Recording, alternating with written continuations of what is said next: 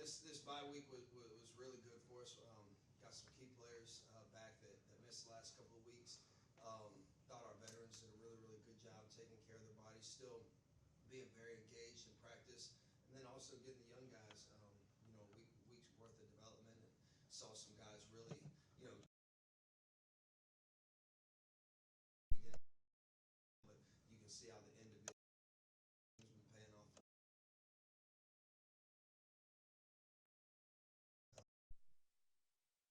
Go play somebody again. Excited this week and homecoming and looking forward, obviously, to.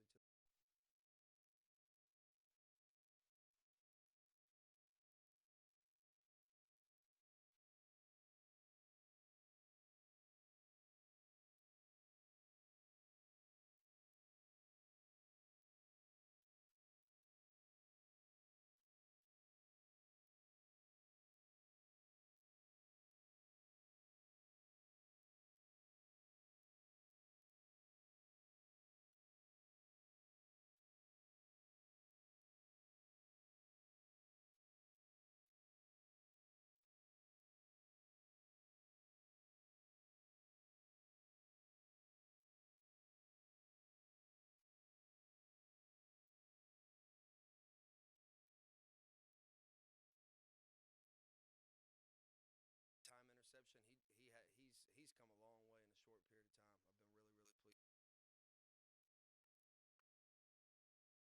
a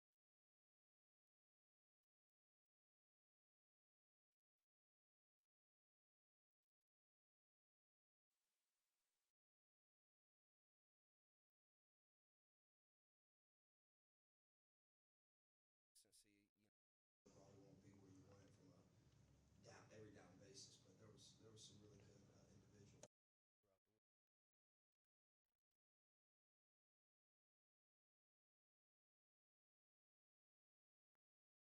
Norwood stepped up and Marcus Clarke. I mean, I feel really good about those guys playing as well. But Chris Abrams, he's a really good player, and anytime you can get a really good player back, it's a big boost. And just from a leadership standpoint as well, I think Chris has done a great job over the course of the season, kind of being a more vocal leader and taking a little more leadership role. So excited about having him back for this game. Coach, do you think you can do a little bit of more different things now that you kind of see, what the guys played like without Cade? You can do a little bit more now? Yeah, and I think just seeing our growth, anytime it's your first year installing a system, to see what your guys are good at, what they're not so good at, and then being able to just get banked reps, as I call it, reps over time, different looks against those reps. But I definitely think we can continue to increase our package on the defensive side of the ball.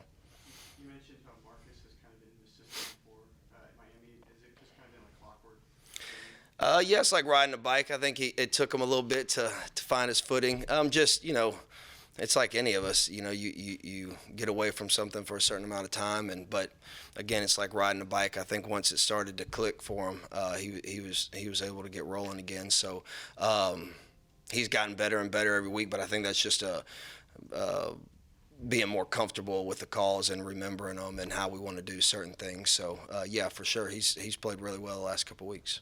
What was that process like? Not only getting them eligible to play, but getting them game ready at this point in the season. Yeah, I think Coach Pogue did a phenomenal job with that.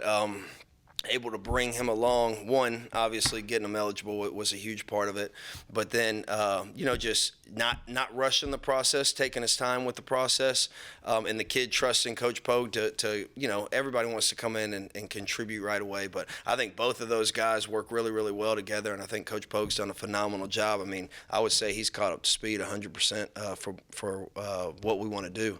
So I tip my hat to Coach Pogue and to Marcus for working off the field on it.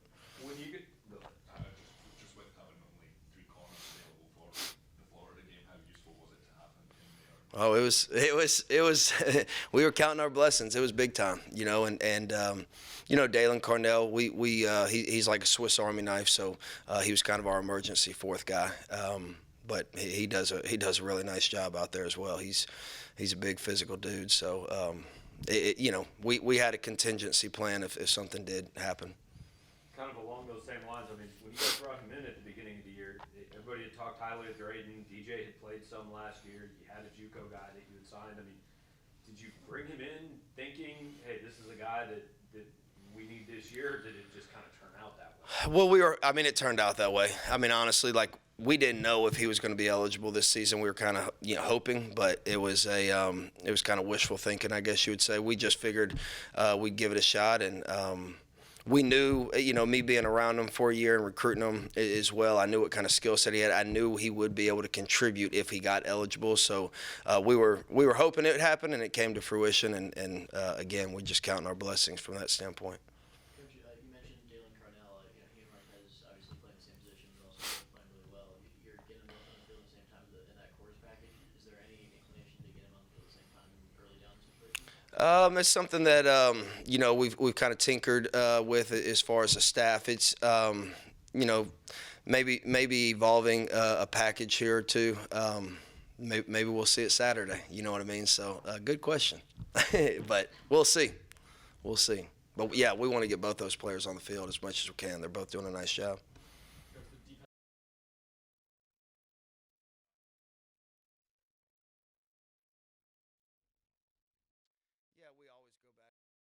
Self-scout. There's a lot of areas that we can get better at. One area that we honed in on was just went back and reviewed all our fourth downs. I think we've had 10 on the season, and some of it is execution. Some of it maybe might be a missed tackle. Some of it I could have done a better job with a call. But yeah, we go back and look at everything. From red zone to third down, all of our special situations, P and 10, and kind of lift up the hood and see where we can improve our engine. When you look ahead to Vanderbilt this weekend, it looks like they're a team that utilizes two different quarterbacks depending on situation relatively consistently.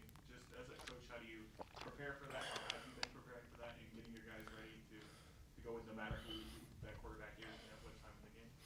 Yeah, I think we've been kind of repping both quarterbacks. Obviously, their number 5. He started the beginning of the year, and so he can run their base offense. But also, I think watching them the last couple of weeks, I think they've probably gone a little more quarterback run with them. So we've kind of have two different game plans, I guess. Which we've done a good job practicing, thus far. But both those quarterbacks, man, they're really good players. When you look at the freshmen, I think him and Adrian Martinez are like the only two quarterbacks in FBS football that haven't thrown an interception. So. As a freshman, that's really, really impressive. And then number 5, man, he can run. You look at what he did early in the season. Look what he did against, when you pop on the tape against Missouri last year. The guy's dynamic with the ball in his hand. So we got to be on top of our game with both of them. I got a lot of respect for both those guys. Coach, how important is it to get, or probably get back your Michael linebacker Chad Bailey when calling the defense, especially when you said that you mentioned they have two quarterbacks who may be in there doing a lot of RPOs? Yeah, I think Chad, I think just from a leadership standpoint, man, it's from a confidence standpoint for our defense. Again, Damian Wilson did a phenomenal job, especially as a redshirt freshman coming in there. But anytime you have a fifth-year senior that's a captain on the football team and having him back just from, a leadership standpoint, a vocal standpoint, very, very excited to get him back this week. We talked to Eli a little bit about it offensively when they're running the zone read, and he was saying defending that has evolved so much because people are so used to seeing it. Can you talk about what you do and how different it is than maybe 4 years ago against that play because so many people do it now? Yeah, and I think team offenses keep evolving how they run it, as far as bluffing a defensive end. So the big thing we try to do is try to give quarterbacks multiple looks, so they can't always say always. And I think, going back to triple option football, right, that's kind of how you had to play that too. So we kind of try to change up the looks throughout the game for the quarterback so he can't get real comfortable on what exactly we're going to do. Like, I think in the SEC games, you've only given up 2 touchdowns in each game. Usually that's good enough to win. Do you have to guard against guys get frustrated that, hey, that hasn't been good enough for this team? A little bit. I think early in the season, I always talk about control the controllables, and what we can control is what we do out on the field. More than anything, the biggest thing that I think we have to continue to get better at on the defense side of the ball is don't press. Like, just do your job. You know what I mean? I think that's not necessarily frustrated on what's happening out on the field when we're not on it, but it's more they feel like sometimes they're pressing to make the big play, and that's when bad things happen. So that it hadn't been finger pointing or anything like that. It's just been trying to get our guys to play in the moment and just do their job at that moment more than pointing fingers. I think our culture is good. I don't think we have that issue. Anything else for Coach? Like looking again back at Vanderbilt, what kind of directives gave him down kind of close to a defense? What number is he? Freshman receiver, 16. Oh, he's a good player. Him and 14. I mean, they got some good skill. Their running back is a big body that can. I mean, he pounds you. I think he's like fifth in the SEC. But 16, man, he's dynamic. They do a great job getting the ball to him in space. You saw versus Ole Miss, he catches a now screen. He's good one-on-one with the DB, and he's 50 yards to the house. And then 14, he does a phenomenal job on the back shoulder fade. He's a big physical receiver. There hasn't been one team that has played against him that's been able to contain him. You look at Northern Illinois, he completely took over that game. But you look at anybody he's played, he's gone up and got the ball on any corner. So we're going to have our hands full with all three of those skill guys in particular. But 16 is a dynamic player, and I think their offensive coordinator does a really good job getting the ball to him in space in creative ways. Thanks, Coach. Thank you. I appreciate it. No more shorts. Chad, I mean, not being able to be out there the last couple of weeks, I know that's something you've dealt with a lot your first couple of years. How I guess frustrating was it during the game to have to sit and watch? I mean, like you just said, bro, I dealt with it my first couple of years, so it was a little frustrating, but I'm not going to say I was comfortable with it, but I was fine because I knew that we had Damian Wilson out there, and it was good seeing him play. Kind of watching those guys kind of play, you're basically a leader on the sideline. What did you kind of offer to them when they came to you if they needed help? One thing was energy. You always got to keep energy on the sideline, make sure the sideline is keeping energy all game. And another thing was just anything that I saw that needed to be corrected on the field with either one of the linebackers, Anything else for Chad? How do you feel 100%, 90% going into this week? I mean, it's everybody said, but you'll never feel 100% throughout a football season. But I feel pretty good, man. I'm ready. Thanks, Chad. Marcus? Marcus, I know there was a question when you came here whether you'd be able to play this year. I mean, what were those, I guess, a couple weeks like, and were you optimistic that you'd get on the field? Very optimistic, but every day you just gotta live till wait for the moment to be called for. But yeah, I wasn't really concerned. I mean, I wasn't really sure about if I was gonna be able to get picked up. I was just worried more about being there for my daughter. Yes, sir. You've been in Baker's system before, and he talked about that, but was there any kind of adjustments you had to kind of make when you got here, and was it a little bit easier to get back into the flow of things with Baker's? Definitely easier because I know Coach Baker for a long time, recruited me out of high school. I have a really great relationship with him, which also made it easier for me to come here as well. Play call wise, it's similar to what we ran at Miami, so very familiar with the system. What do you like about the system? I love how the way he has his scheme up. Everybody can have an opportunity to have a great game. Just got to follow through with the plan. Marcus, after you entered the transfer portal, was Coach Baker one of the first people on the phone to you? Yes, sir. Yes, sir. For sure. He told me if Mizzou has open arms for you, if you want to come here, just hit me up and we got you. And I'm glad to be here. And yeah, I just had describe that when you got that call from him. What was that like? It was just more like let's build on the relationship. Let's keep things going. I'm gonna take really good care of you, and he took care of me like he said he would. And yeah. What was that process of getting eligibility like? I don't know. I don't. So when I first entered the portal, I had to talk to compliance, like everybody knows. Then athletic director had to approve for me to be able to play right off the rip. So I just had to find a way to, find a new home, be stable, and have a way to play this year. Yes, sir. Coming out of high school, you probably have 2 years to make a decision. Yes, sir. Out of the portal, I think you probably had about a week and a half. Yes. I mean, is there nerves that come with that? Just having to do something so quick? Yes, sir. A lot of nerves. You don't know what you have yourself up against. Entering the portal.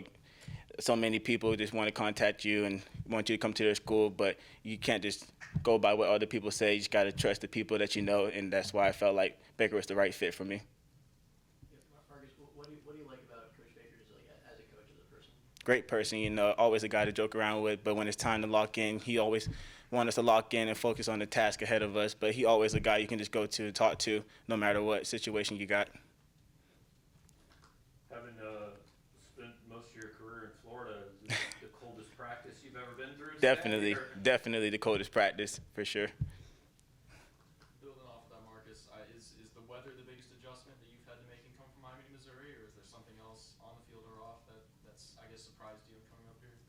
I would just say just the weather. Everything just felt natural to me. Just playing football, learning this game, day one stuff. Yes, sir.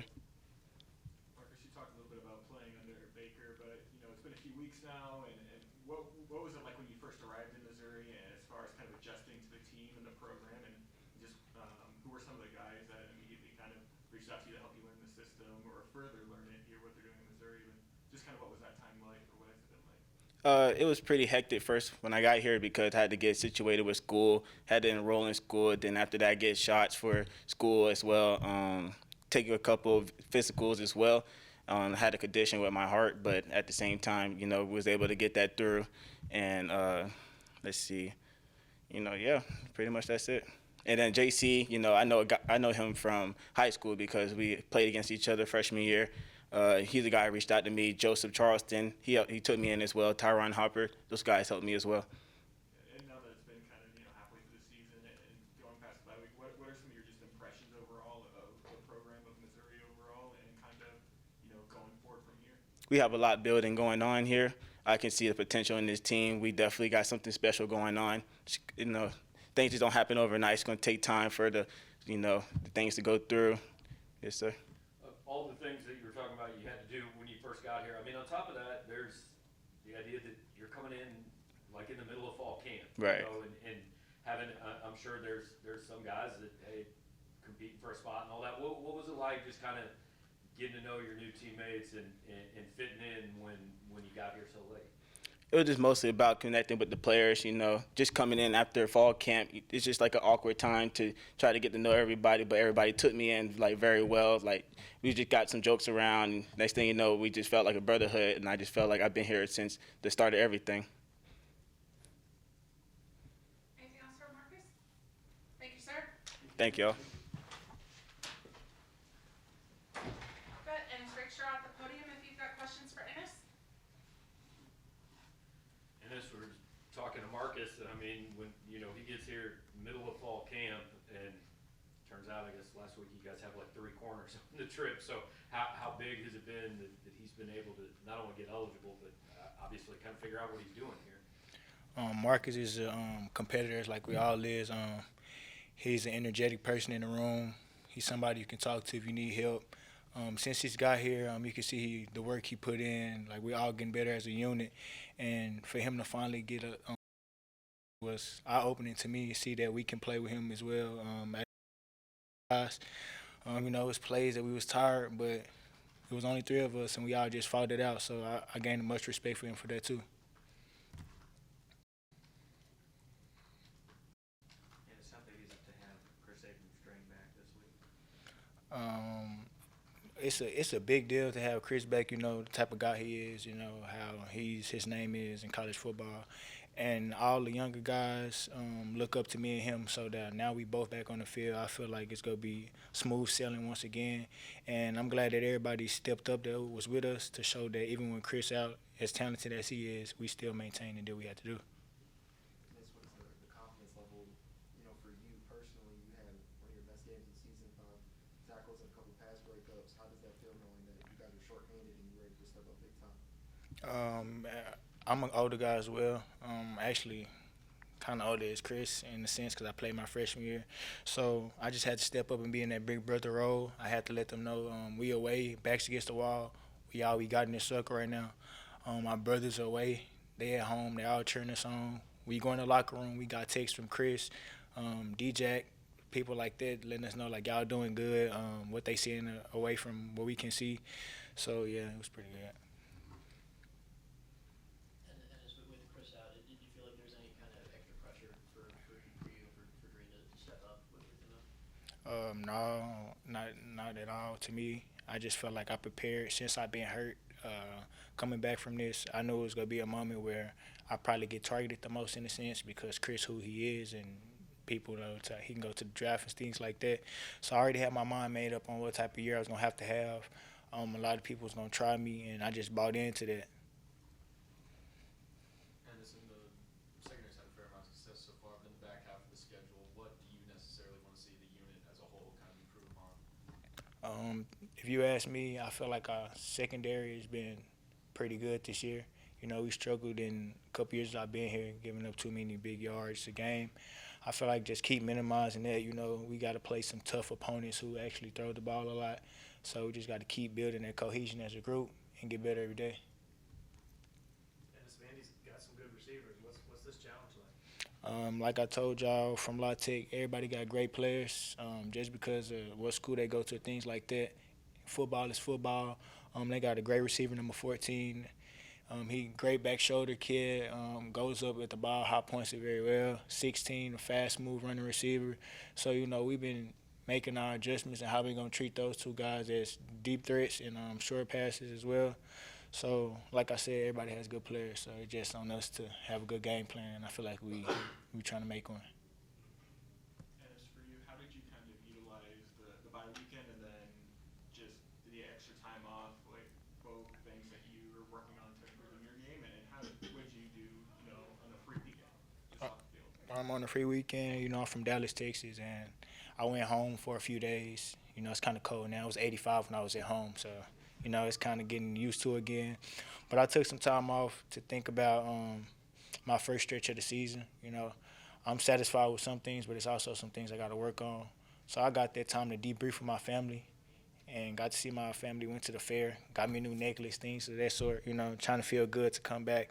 And we ain't having a good season so far as we wanted to, so I feel like this stretch right here, we got a lot of making up to do if we want to make a bowl. What were some of those specific things? For me, Debriefing with family. Debriefing my mom, you know, I told her my dreams, you know, things that I'm doing good in, and they give me the confidence, talking about, you know, the comeback player thing, stuff like that. And I just told her, Mom, I'm just happy to be here. You know, I'm not really worried about the accolades with this. I got a point to prove that I'm back. And we watched a lot of games this weekend. I ain't really watched college football until the break. I really don't watch college football. And I seen some things where we can capitalize versus teams we play, and I seen some things that other teams struggled as. And I kept texting our group chat on things we can work on to minimize that from other people's mistakes. Just with the team morale, especially for the defense, you know, after you guys had a week to kind of digest the last kind of 3 weeks where it hasn't gone your way. What I can say is that we know we just one play away. You know, that's the big thing that you take away from a lot the tough losses we took. We just that much close of winning the game, but we always fell short. But I just feel like we're working on the little things to get it done. You know, defensively, we got to create more takeaways for the offense to get more chances. And when we get our hands on the ball, like I dropped the interception, it was a good contest by the receiver, but I feel like that could have helped us out in the Florida game. It's a bunch of things like that. Every mistake that we made, like PBUs is good in a sense, but also if you catch an interception, it helps the offense out too. So I feel like we got to try to get more interceptions. Defense, we just got to keep fighting. Every game we kind of gave up a touchdown at the end, and that's been the biggest thing from the weeks that we lost. Anything else for Ennis? Thank you, sir. Right. Liam, if you've got questions for Trajan. Trajan, what's the kind of the mood coming out of the bye week in the locker room? We just ready to just show the world what we can do. Because a lot of naysayers, but as a team, we just moving forward. So everybody is just conjoined in. Everybody's on the same mindset. Can it be